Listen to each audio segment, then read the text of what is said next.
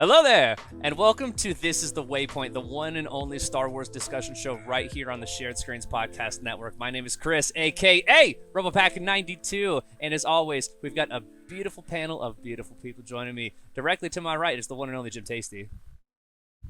Attack of the Clones. Attack of the Clones, baby! I saw a scene we were gonna talk about soon, and I was thinking, I was like, Brett's popping off somewhere right now. You know, what I mean, Brett's going crazy. Yeah, absolutely. 1 a.m. Yeah, absolutely. I'm like, where are we right now? They like cut back, show Anakin and Obi-Wan. I'm like, oh my god, Brett's eating his fucking heart out Brett's tonight. fucking eating tonight, bro. Yeah. Once I saw that rat tail, I was like, he's it. I was like, yeah, there it is. There it is. Bringing it back, man. Attack of the Clones, man. Directly underneath me is the one and only some other Josh. Hello there. And then, of course, in the Spider-Man chair, our man Jordan Deeb. This is going to be a great discussion of General Kenobi. Everybody else did the hello there, so I felt like I had to. And you know, I appreciate that. The negotiator. Mm-hmm. Cool. So, of course, we are going to be talking about today Obi-Wan Kenobi Part 5. One more to go. It makes me sad a little bit. I've really been enjoying this. We're going to do what we usually do here. We're going to go around the panel, give some general thoughts on how we were feeling. And then after that, you know, I got some talking points. We'll break some things down and just talk about how, I don't know about you boys, I'm really liking the show so far. That might be my favorite episode of the show. But we'll come back to me. Josh, I want to hear from you first, man. What'd you think of Obi-Wan Kenobi Part 5? I like the content of the episode. I don't like where we're at. With this being like the run up to the finale, and it's a half an hour defend the Hainer sequence that we've seen before in Star Wars, whether it be Hoth or Crate. Right. Like this is literally Crate. But it goes by fast. Like at least it wasn't an hour long episode of defending it. Like Yeah. I got up after watching it and I was like, shit, this was 30 minutes. Like we were in and out, but I feel like maybe if we edited it a little bit better, we could have combined 4 and 5. We could have gone for like an hour 15, Sure. do the heist lead up, and then have it like end in this Hainer defense sequence. But like, yeah, the actual content of the episode in terms of getting the flashback, the fights, like how Obi-Wan goes out and like, faces down Reva and the confrontation. Like, I liked all of that. I ate it all up, but just I can't believe this is episode 5. Like, there should have been like maybe 10 episodes instead of 6. Yeah, Other than that, I liked it. I get that. Jordan, what about you, man? How are you feeling about Part 5 of Obi-Wan Kenobi so far? I'm kind of where Josh is, where it's like, I think this was a very good episode, but I do feel like there was not wasted time as far as the episode goes, but wasted times in terms of the series. Like, this doesn't feel like a penultimate episode. Sure. In some ways, but I still like the content that we got. We also finally got red on red lightsaber battle, which I've been waiting for like a few years now, because I feel like we're constantly seeing the bad guys just fight each other, but we've never seen I think we've always seen like the antagonists go against each other because Rule of Two and all the other shit, but we're finally getting red on red lightsaber combat, so I'm like, fuck yeah, we got that. I also really like the way they're ending it, kind of very cyclical. We now know like the show's going to end back where we started. Like he's not just like, at this point I was going, okay, so none of it took place on Tatooine, which is good. We've seen enough of that planet. I thought maybe like whatever happens, and we were going to see him fly back to Tatooine and back into his little hole, but it looks like now like the final confrontation is going to happen there. Which I think kind of makes sense though. Like if you think about this as sort of like a bridge between episodes 3 and 4, like I think it's gotta lead like right into where start. You know. Yeah, for sure.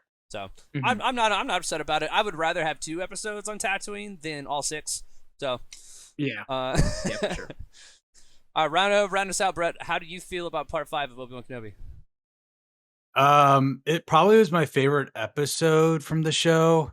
But to echo what some of y'all already said, is like it doesn't feel as epic as I wish it felt. Like obviously this is a different time and everything, but I'm not like all these like fights and confrontations are like on some sort of like gravel flat ground, and they're like just like I want some of that like Mustafar duel or like something where it's like this like epic like confrontation between whoever. There's a few nitpicks with the story that I'm curious, like why they portrayed it this way, or what they're gonna go with it.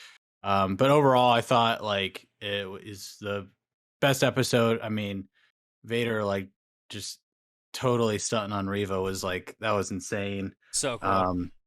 And Obi-Wan actually looking competent with the saber was dope. And I liked Reva a little bit better in this episode too. So that was awesome. But yeah, I don't know how they're gonna finish it up in one episode. Because it looks like Reva's gonna go to Tatooine. Rumors point towards a very long final episode. There's of course in Toronto, as we were just talking to the pre-show, a full screening of the entire show, and then there's like a Q&A afterwards, which people assume is gonna like Hayden Christensen is gonna be from Toronto. I think I'm assuming that. No, Josh I don't think anyone else has said that. Maybe it's just Josh. Maybe it's just Josh. Yeah, we're gonna need like a Stranger Things like episode length, then like 3 hours or whatever. Well, people did some math, and so they're like, well, depending on how long the Q&A segment of it is, because it's a movie theater, it does have a posted length, right? Yeah. People are like, this could be anywhere between an hour to an hour and a half long as a finale. So the full series is just in Toronto, like all around Canada, like even my local theaters doing just the finale in theaters, and I think I saw it was about 90 minutes, an hour and a half, 2 hours of Q&A. Okay. Yeah. But who knows? Again, who knows how long? I mean, yeah, it's grain of salt, of course. But that is kind of the thing that I've seen bounced around here and there is like, hey, this could be like an hour and a half long, which cool. I'm down for that. Also, one last thing, we brought up at the beginning, like seeing Attack of the Clones era, Obi-Wan and Anakin, and like that's like I love that movie because it gets shat on a lot. Because it's bad. But disagree. But one of the there you go, great book, read that book if you haven't. It's a great already. book, but I mean there you go. It looked exactly like that today. One of my issues with Attack of the Clones, and they fixed it in Revenge of the Sith, and it was intentional with Attack of the Clones to some extent, that their relationship was a little more combative than master apprenticey / brotherly. But in these flashbacks, we got to see more of that brother connection through them being master and apprentice. And then, I mean, all the parallels of like the different fight moves from Revenge of the Sith, from episode 3, even from like episode 5 a little bit, like and then just the theme of like, can't remember what exactly, like that Anakin was wanting victory over everything, and which you could parallel that to Luke with him looking over the horizon and all this stuff. Like I thought that part of the flashbacks were the best part of the episode for me. So seeing all that tie together with all the stuff like was beautiful. We'll definitely do a bit of a breakdown of some of the flashback stuff, because I have a lot of thoughts on that. But to give kind of my general thoughts on this, I do think that this might be my favorite episode of the show. Maybe tied with part 3, because I really like that as well. I totally understand people's like your guys' concerns with it. It doesn't feel like the penultimate episode. It's not quite as epic as I'd like to be, but I mean, I kind of went in this like expecting it to be a smaller thing and almost like a character study of Obi-Wan Kenobi. And so personally, I don't have like a huge problem with it not being huge. And granted, we haven't seen the whole picture yet. I mean, you had a bunch of people complaining about Reva's character, and then hey, here was actually a lot of her character development was episode 5, so shut the fuck up, you morons, wait for the whole thing to finish. Literally. Although one of my nitpicks, we don't know how she knew Anakin was Vader. That was my one. They talk about it in this episode. Yeah, but she saw Anakin. She saw Anakin attacking everybody because she makes the whole point of she thought he was there to protect. Yeah, but by that point, Palpatine was referring to him as Darth Vader. Yeah, but he wasn't like, "Hey, I'm Darth Vader now. My new name's Darth Vader." Like he just was there attacking everybody. It could be a Force thing. She might be able to sense that it was him. Similar vibe or something like that. I can kind of see that just being sort of. I doubt we'll get that specifically, like the point where it's like, here's where I found out that he's Darth Vader. I think Right. Because they did everything around that. They did I think she everything just kind of around put that two and except two together. that one little name thing. But, yeah. I think she just put two and two together, which I called it in the very first episode of this show, by the way. So, not that it wasn't obvious. Yeah, It's that's not like the- I this felt not- it was. The story of the Inquisitors has been for a long time that a lot of them were Padawans. That Yeah. that the Empire. I always felt it was like a little obvious, but then Obi-Wan like saying it to her as if he figured out this giant mystery, like he's fucking Batman, was kind of funny to me. Where I was like, "Yeah, dude." We know that because we get Yeah. to see it on the outside. You know what I mean? Yeah.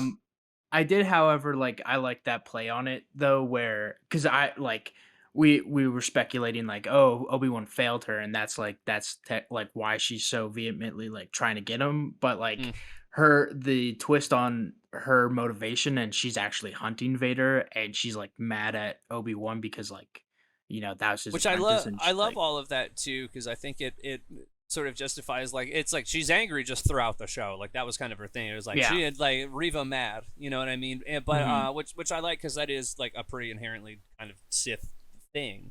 But I mean, it's not the first time we've seen, at least like within the expanded universe and stuff, that somebody's on the dark side just specifically because they hate the person that's training them too. Like that's a really really common thing. And so I really like that. I've been enjoying her character so far. I'm really glad that I pre-ordered her Black Series figure. I can't wait to get it in 2 years. Fucking Hasbro.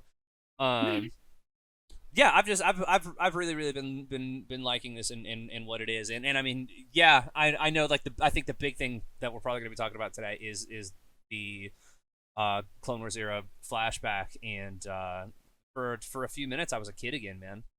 Like it was like there's Anakin Skywalker and mullet Obi-Wan Kenobi, and they're we get the cool badass prequel choreography for a little bit, which is rad. Hayden still got the sauce, man.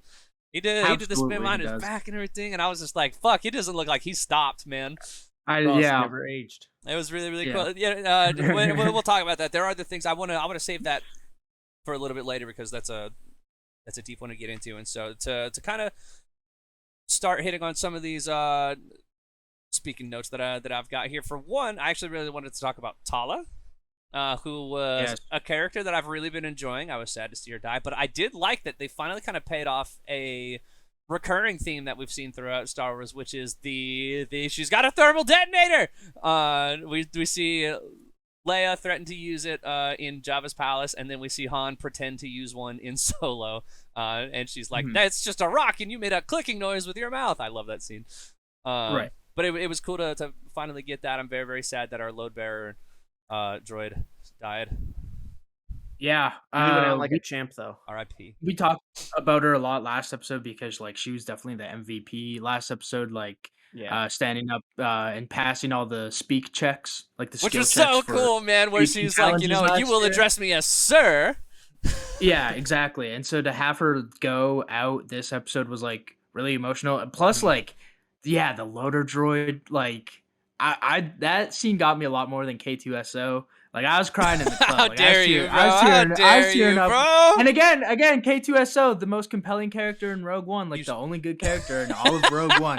This dude's the guy they're making an entire show out of, bro. Come on, dude. They're making an entire show out of Cassian. They are, yeah. K2's gonna be in it too. It should have been K2SO, but like, dude, when he like goes down to the like defender and puts his back to her and he's like shielding her, I was like, not a dry eye in this house, let me tell you. Oh my god, I was weeping, dude. Yeah, man. I thought that scene was really really great. I really really liked her character. It was kind of a Rogue One thing, or I'm like, she's not in anything else that we know about past this. I was like, uh-oh. There's a reason she wasn't in the marketing. But still, Marvel, Dark Horse, whoever the fuck is doing the comics now, it always is up in the air. Please, I will buy them. Give me a Tala run. In fact, I would love to see, like, we get that really really cool story of her just kind of signing up for the Empire, like as a job essentially, and then seeing how ruthless the Inquisitors are. She's like, oh shit, this is not at all what I was expecting. I would be really really interested in seeing like Yeah, like I think it's Marvel that does Star Wars comics, by the way. But I'd be really interested in seeing like a comic run of sort of like Tala's origin story. Yeah, her Black Series went up, got announced today, about to go up for pre-order. Oh, really? Super excited. I'll pick that. Oh yeah. That was dope. Oh, yeah. That was dope. Speaking Speaking of dope, I know I missed last week when we got the introduction of the character Roken, but my boy O'Shea Jackson Jr. playing again. Sir. He was just kind of there last episode, but then he shows up with a triple barrel Wookiee bowcaster in this episode, bro. He walked up and I saw I saw like the pylons on it, and I went, he's using a fucking bowcaster. That's badass. Yeah. He's one of 3 people we've ever seen use that, man. One of 3 people. There's Chewbacca, Han Solo in Force Awakens, where he's like, oh wow, and then yeah, my man's is like, I got that thing on me, bro. I just want to talk about how cool that is. That's so sick. He was a lot better. Like we talked about it a bit last week too. Is like his motivation. He's like, yeah, I like my wife died to the Inquisitors. Like I know what they've been through, but also, yeah, I'm gonna help you. Like he immediately does that like 180. I get what they were going for. It didn't work quite as well as I wanted to. To where I get the one where he thinks about his wife and he's like, fuck yeah, I can't let you do that. Go through that too, but. Clearly, I think they had more filmed that they didn't use in that episode because it came and went. It came and went. He had 2 awesome moments where one Obi-Wan, or he was like, it's going to take 3 to 4 hours, and then Obi-Wan's like, nope, 1 hour. You have 1 hour, yeah. All right, well, I guess 1 hour. And then we can't fix the door. It's too small. Oh, Leia, right there. I love that. That was like, Leia I was like, MVP. Okay. Yeah, I'm with it, man. I'm all for him. I think he's got a great performance. Like he's been awesome, and then I like his character. He's fun. It's cool to see again somebody that's kind of on the fringe. Like these people, like the path Fringe are not affiliated with the rebellion, which I think is really, really interesting. Like they're not part of the Rebel Alliance. He's just out there, and he's like, "Nah, Empire's doing some fucked up shit, dude. Like I just want to help people." Doing cool stuff. Exactly, man. Exactly. Plus, O'Shea Jackson tweeted a picture of a Roken pop figure that just got announced. So there you go. If you want a toy of him, I'm hoping we get a Black Series figure of him with the bowcaster, because I will put that up in my house. Same. Like you don't even want to fucking. You don't even know. Speaking of Black Series, today we finally got. I feel like they've been on screen a couple times, but because they were on like the Fortress Inquisitorius and other like darker shots, it was hard to tell. But we finally, I think, got a clear look at what the V2 Purge Troopers look like, who of course featured originally in the excellent video game Star Wars Fallen Order. They now, rather than just having the clone flight helmet, they have their own unique helmet, which is very cool looking.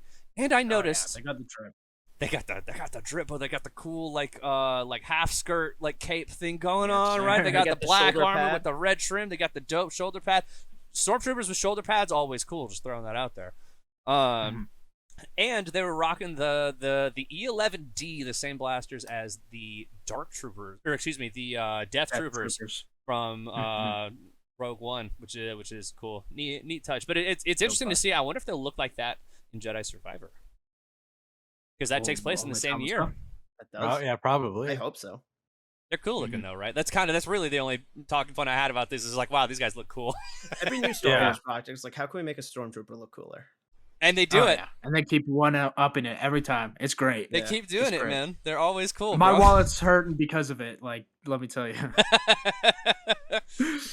Now, I have a talking point here that I wrote it out, and if you follow me at RoboBike92 on Twitter.com, you might also recognize this as a tweet that I recently made after watching the episode, which is Darth Vader. That's it. That's the tweet. Because holy shit!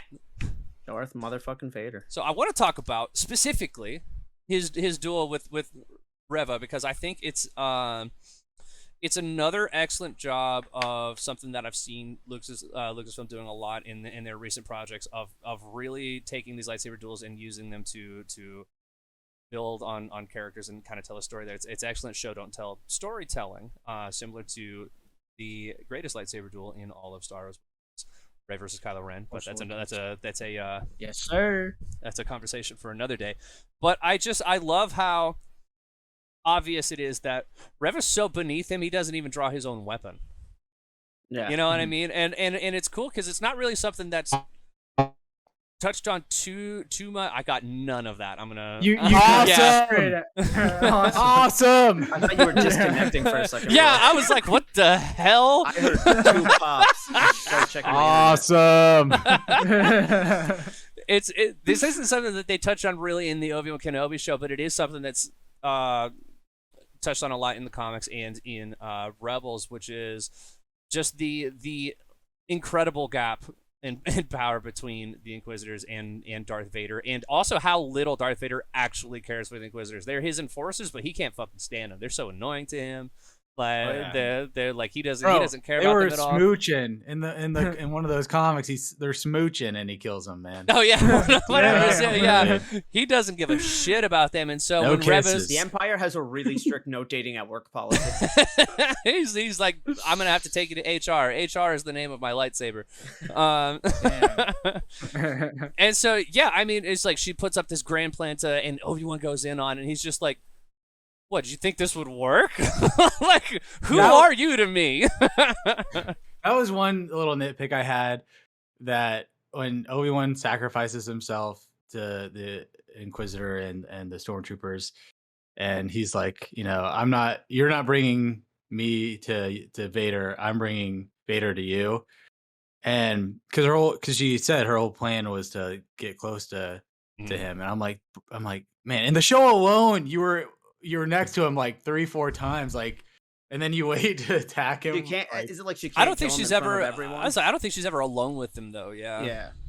in episode 2 or 3 when she goes to him on Mustafar, right? There's That guards was a hollow call. He wasn't on Mustafar. Okay, she was in person with him before, but I mean, he chokes her in the last episode, but the other Inquisitors are there. I was like, this is the time you reveal your hand, like, okay. She was going for the Jack Sparrow opportune moment kind of deal, right? Yeah. To me, that read is like his guard will be down because like he'll be so focused on Kenobi that like you'll have your time to strike. Yeah. 'Cause he's gonna go for me, and he's only specifically gonna be looking. And she should have been like, which she was should have Ben's been like angle. 2 minutes faster down that hall. Yeah, She waited When he was like too long. ripping the ship apart, like Yeah, that's if when she she got should him have. at the ship, she would have Yeah. had him. That would have been it. I thought she was gonna get him in the hallway, and the doors were just gonna like slam, like he's gonna force him open. They're gonna slam back, and like she was gonna ignite her saber, and that was gonna be dope. But then he freaking pulls down the ship, and I was like, that's first off, fucking badass. Right? Like that whole segment was so cool. And so yeah, like her swinging the saber, and then it stops and it turns around and you see him. He's got his hand out. I went, uh-oh. Yeah. I was like, here we go. And then yeah, he's just dodging it. He uses the Force, the stopper, and then I think just the ultimate show of disrespect, takes her weapon, snaps it, like breaks it apart, throws one half to her, and he's like, try. Just this might help you. Yeah. Just let's see what you got. And then we like- get the dual wielding Vader too. Oh, which is yeah. sick. Also, Very cool visual slight callback reference. to Revenge of the Sith. I was gonna say Attack of the Clones, man, when he actually uses Yeah. it, bro. Yeah, I was that thinking Dooku when he's Yeah, got yeah. both When he, like, lightsabers. Yeah, Chops his head off like a pair of scissors. yeah. When, Because the way that he stands there after he cuts off Dooku's head and he's got them just kind of both out. That's kind of what that reminded me of. When we did our watch party for Attack of the Clones, Brett's like, he's dual wielding lightsabers, and then Dooku cuts the green one in half like in like 2 seconds. I know, and it's man. Like, oh, Well, because that's the only time in the movies we see someone use 2 sabers. So it was like, yeah, especially back then, that was like a big deal. It was super short, obviously. And then That was a huge deal too, really see it again. because like a couple years after that was suddenly it started appearing in like Jedi Knight 3 and Force Knights of the Old Unleashed. Republic, then suddenly you started seeing 2 lightsabers in all of like the video games and dude. stuff. Plus, wow. what's so funny about that, if we can take a side tangent too, is that that scene's like 2 seconds. That scene was also in every single commercial for that movie. They show that, so I'm so excited. I was like, Anakin's gonna use 2 lightsabers. Then we got in there, and it was like That was it. They showed all of the two lightsabers to us in the Literally, trailers, dude. and there was Literally. action figures of them with 2 lightsabers and everything. I know because I have had one, 2 yeah. different. I had 2 different Anakin figures with Doesn't 2 he, lightsabers. One of them, his hand spins around. Yeah. It was so cool. I don't care. It was cool. Isn't there a Twi'lek Jedi that dual wields as well? That was from the prequel trilogy. She was in Battlefront 2. I don't. Does she? We don't see her ever use them. wield. Does she dual wield in the movies? Because we see her in 2 for a hot second, and then in 3 when she dies, she only has 1, right? Yeah. It was only like we the don't see video her- game. It was only the video extended games. canon. That where we saw her have 2. Yeah. Okay. Yeah, because she's playable in Battlefront 2, like the OG Battlefront 2, and I think we might see her use 2 in the Clone Wars animated show. I don't remember off the top of my head. Right. The Disney one or the 2D one? Disney. Gotcha. Yeah. But either way, yeah, that is like it's so little do we ever get to see more than one blade, really. So it was cool to get that little thing, and also I love the helicopter sabers, right? I think the Inquisitor sabers are so cool, and that moment of him like slowing it down was so fucking rad. They're so ridiculously cartoony. I have to love them. You can't not. Literally. I still want to see. They're fine when they're holding them there. When they're like in the Rebel finale, when they're like jumping and flying away, that looks. I still want it to happen, bro. I want to see the Grand Inquisitor come in on his saber copter. And then the Grand Inquisitor in the show, like, just walking up and snatching his chain back, man. You think like he's like, give me that shit. Shout out. Palpatine got the idea for the helicopter sabers from just watching Grievous? I really hope so. Probably. I really That hope so. actually I taking a do. mental note. I learned it from watching you.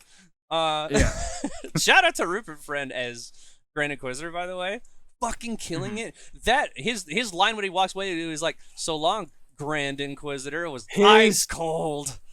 His performance isn't bad. It's just, I don't know. I just thought Jason Isaacs did an incredible job in Rebels. That to me, it doesn't come as, it's not as good. So to me, that's like a little bit of a disappointment. It's not bad. Apparently, it's just like Jason Isaacs was contacted about playing Grand Inquisitor in the show, but couldn't due to schedule conflicts, and so was the next one. Yeah. Why would you tell me that information? I'm man? sorry. Damn. I'm sorry. He was supposed to be there and he couldn't make it. Damn. I'm sorry, but you deserve that, dude. Like, get out of Star Wars. You've been replaced, dude. If you get the call from Disney for a Kenobi, you drop whatever you're doing. They're bringing Ewan McGregor back, and this is a one in a lifetime opportunity. If you don't drop everything you're doing and to go to him, you're an idiot, man. I really wonder what the project he said no. I'm curious about it, right? Because the only other thing I know that he's currently in that's come out in the past few weeks, so I imagine they were being done at the same time, is the fictional narrative podcast Batman Unburied. He plays Alfred in that. Yeah. But I don't think that was. I doubt that was it. Yeah, he can doubt film that in his trailer, bro. He can record that in his trailer. I do kind of agree that where he's like, it's definitely not as good in the earlier episodes. I know he only had a couple lines in this one, but I really liked his delivery here. I felt like he had a lot of presence in this episode that he was kind of missing in the first two, and I enjoyed that. No, it's not a nitpick. I'm just like, I wish we would have seen. I wish we could have seen Jason Isaacs as the character. That too, yeah. Like Jason Isaac, just I think did a better job.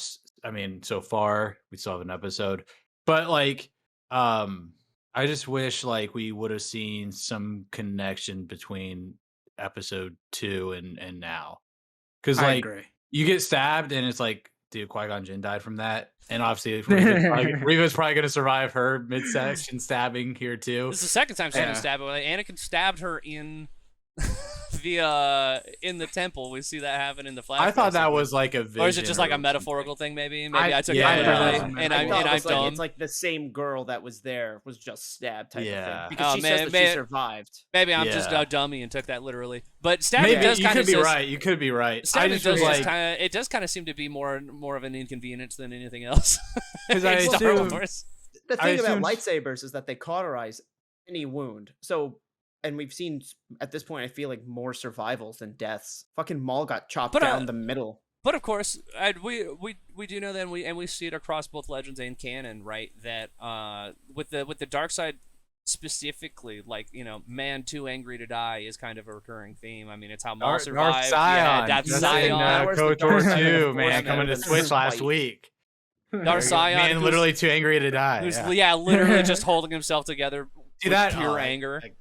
That game is awesome. I don't want to spoil it for Really, really rad. Please go play Anybody. Knights of the Republic 2. Yeah. Especially, I was sad to learn that the restored content mod doesn't come until later. But when that happens, I'm saving please my play playthrough that. for Sam, yeah. Sam, yeah, please play it. It's very, very good.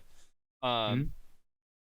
I also just wanted to. All right, let's talk about the big thing this episode, right? Now that we're kind of like getting close to time here, let's talk about Nanjiani, Return of baby. Kumail That's what I Nanjiani, was the boy. saying last week, dude. I was like, my boy has to come back. Val, for one episode. I loved him. I loved him coming. He was back also a bit. great in this episode too. I just Yeah, I loved the little off-screen moment thing that we get where Roku shouts out, he's like, "Where are we at with the door?" And he's like, "Leia," and she's like, "I'm working on it," and you can just hear him off-screen go, "She's working on it." He's working on it. Yeah. Him being like, there are people in need, but there's also a buck to be made here. Incredible, incredible. He's like, now that I know what being a true Jedi is, when he He's says always- that to Obi-Wan. He's So not- good. He's hashtag stay grind, man. He's on that grind. Yo, he's Entrepreneur. he's got that Sigma Entrepreneur. grind set, bro. Yeah, man. He's got the Sigma grind set. Oh But yeah, my no, God. it's great Merged having successfully. him back. It is great having him back for some comedic beats, and I hope we get just a little bit more in the finale. It was of really him. good. I hope we see him He's at least great. over time. But if not, that was perfect. It's Mhm. great. Excellent. No, of course, Yeah. we got to talk about the actually pre-Attack of the Clones flashback that we get. Of course, Anakin has both hands in that and his Episode 2 lightsaber. We also, good on them for keeping the continuity. We also got to see Obi-Wan's really, really excellent Episode 1 and 2 lightsaber in that as well. And I say that mostly because I know Josh doesn't like that saber. I just say that out of spite. Honestly, it's a fine saber. I dude. saw it. I went, ooh, I love that one. It's one of my favorites. But we all mentioned it at the top of the show, right? There's like, we got to see it. We're all children again for like 3-4 minutes, however long those Literally, segments yeah. were. I'll never get over the fact that Anakin is the only Jedi ever allowed to wear black, and I love that. Jedi are allowed to choose their clothing. I know. He's the only one we ever see have a different uniform. It basically just went, you got the drip so good that we'll make an exception for you.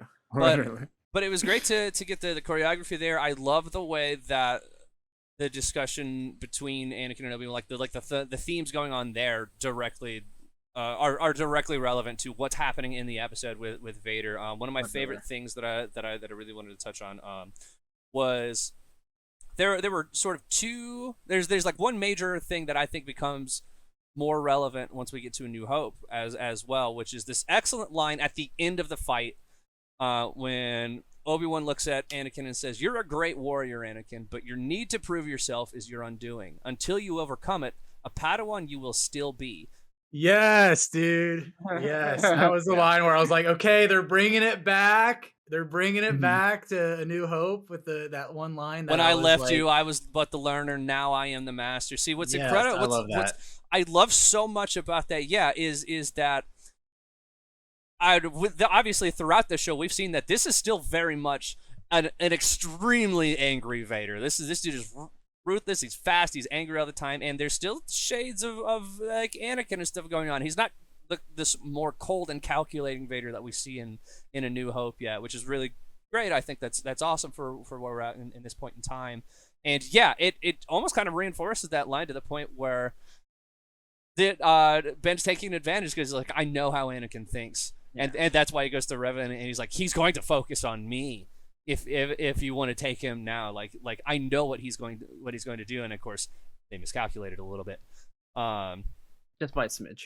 But I mean, yeah, the way that strengthens what I think was probably the biggest question about how this would affect what we already know in A New Hope was absolutely brilliant, just incredible, so well done.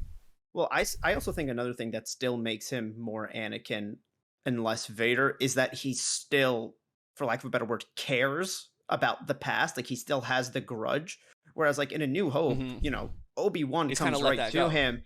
He's kind of let it go, but he's like, oh well, now the opportunity's literally walked through my door. How can I not? But he very clearly hasn't went to He's not go looking try for to him. do it again. Yeah. Yeah. And I've also known other stuff in the expanded universe of like anytime he's like had a memory as Anakin, he's just kind of went like, I'll put that right here and someday I'll die type of thing. Like he's really removed himself as the more he becomes Vader, but here he still is connected to what's went down. I think it was also, I was I'm gonna sorry, say, go it ahead. also ties into what I love about the new canon is that they're making it this like gradual process from Anakin to Vader. Yeah. And then, but it also ties in, if you think about it, to Luke and how his connection to Anakin brings back Anakin from, you know, beneath that armor Mhm. throughout the original trilogy. So that there's still it's great stuff. they're kind of showing us the audience of sort of the same things that Luke says to Obi-Wan in Return of the Jedi, where he's like, my father is still in there, like he's not Yeah. completely done yet. And I love that this series, I think there's still one more episode, but it has kind of done the thing that I wanted out of it, which was to give us a reason why Obi-Wan thinks that Vader is beyond redemption. Like, and I think that like the ruthlessness he's seen of Vader, like the fear he's felt, like what he's seen Vader do, I think has started to justify Obi-Wan being like, yeah, I'm not gonna tell Luke this is his dad. He's got to kill him. I still think we need to see more brutality from Vader. One more episode. Dude, we Like- saw him kill kids. Yeah, even George Lucas didn't do that. Yeah, he George was, Lucas he was was like, George was like, they could do it in their minds. Like the audience will know what's happening. In this episode, we're like, no, Yeah. we're gonna see him actually show him cut down some kids. Dave slash Filoni some really kids. said, I "Fuck do- them kids." I do hope that there is like one more fight between Obi-Wan and Vader coming up, and that this will give us like sort of like that cemented I feel like there reason has to of be. Obi-Wan being like, no, he can't be saved. I feel like Because- there has to be because if the thing that they reference in A New Hope is just Vader dragging him through the fire for 3 seconds, that's kind of like Well, so with that one Black Series figure, the Tabin Station or whatever, I think that's where they're gonna go next episode, right? Mhm. And I think they're gonna fight one more time, and I wonder if Vader, on one hand, like just causes mass destruction on the station, killing tons of innocents to further cement that to Obi-Wan that he's not redeemable. And also Obi-Wan somehow uses that limited spacing to get away. Yeah. Right. Right. Otherwise it's gonna be like, and then I guess Reva's going to Tatooine, but I think that's more of like a Maul situation where she's just like, Yeah. you know, isolated on her own, and then Obi-Wan like takes care of business. I don't know. Yeah. I think it'd be interesting. I mean, you know, this is just me, but I'd still like it to be on Mustafar. So I'd still like Take it back. you know, Kenobi to go to Mustafar to like distract Vader and duel there, and then like have either Bale or Owen talk to Reva and get that, like have them be the ones to, like talk her off this path and be like, yo, it's a child. This is the son of Vader. And let him like live. That a would be normal really life interesting or something. because something that they kind It's of gonna harp be on, like something they kind of harp on in multiple episodes is, of course, referencing the concept that, you know, the Inquisitors hunt down these Force sensitive kids and keep them as fucking statues in the bottom of the Fortress Inquisitorius. Right? Yeah. That's something that's referenced again with the conversation with Tala, right? And so I think it'd be interesting to see, like, yeah, Reva go, like, maybe like try and use Luke as some kind of bait, and then just be like, you know what, no, like I'm breaking this cycle, like I'm not doing this anymore. Because I mean, I do think that redemption is kind of like always sort of at the like a central focus of what Star Wars is, you know. And so I think that could be interesting, something like that. Yeah, the end was a little bit not like confusing in the sense of like what are they trying to imply? Because it's not like Reva hears that and suddenly goes, "I know where Vader's kid is." Sure. Like there's billions of kids in the galaxy, and then it showed Obi-Wan getting uncomfortable. So it was like, wait, is Vader now realizing that his kids are out there? But like Vader had no reason, or we never saw Vader listen to that thing either. No, I don't. Vader I don't think doesn't that's know what it is. until Vader doesn't know until A New Hope. Yeah. Yeah. Yeah. Yeah, Which and, is- and even in Empire, the Emperor tells Vader that it was the son of Anakin Skywalker that blew up the Death Star, and Vader's like, that's impossible. That's Yeah. I think that's like, Sith play. Like they're like trying to psych each other out. Sure, yeah, but Yeah. it's a similar thing where it's not until the original trilogy that Vader learns that his child survived. And again, he also is still under the impression he never knew that Padme had twins. It's not until Return of the Jedi Yeah. that he learns that Luke has a sister. Hmm. Yeah, weird. Just like that everyone they else. Weird that Force sensitive, like he can't sense that within the Force. To me, It's because probably like too far away. but he's on the same planet as his daughter. His daughter's literally in the shuttle. Like he's in the same he was on hangar the same, as. I would he say- was on the same Death Star as his son, and like Chris just said, it wasn't until Palpatine said that was Anakin's son that he even went, "Oh shit!" This, and the dude's walking around with the name tag that says Skywalker. Not I literally. mean, He got the name Leia. He's had a whole new identity. it's to me, it's something like he didn't know to look for it, so that when he's, I mean, Right. obviously it is like a little weird with like Leia on the Death Star where he's like talking to her, Yeah. but Yeah. like he's not looking for it, so that's why it's like Spidey Yeah. sense. Like Yeah, it's not gonna I tell do you. think like It's it's general. I feel like the Force is mostly just That's actually not a bad general. comparison. Yeah. yeah, and I do think it is almost like a. I think that's a great way of putting it, like a matter of intention, right? Especially when you also think, Right. I mean, Obi-Wan Kenobi was on the Death Star too, and even though Vader's kind of let that that drive go most of the part, he's like, "Yo, Obi-Wan's here. I'm about to go fuck him up." And he that's only kind knew of like his about- focus. And he only knew about Leia because of Luke's like Yeah. distressed emotional state in that specific Interesting. moment. He like reads his mind or whatever. Yeah. Yeah, man, great episode overall. I'm excited to see how it ends. But of course, as always, thank you guys so much for watching. I really, really appreciate y'all. If you enjoyed the episode, if you didn't, maybe don't tweet us if you didn't. I think we see enough Star Wars negativity online already. But if you enjoyed the episode, let us know. Drop a like, comment, subscribe, all of that usual fun stuff. And we're gonna be right back here next week for the finale of Obi-Wan Kenobi. Thank you guys so much, and we'll see you again at the next Waypoint.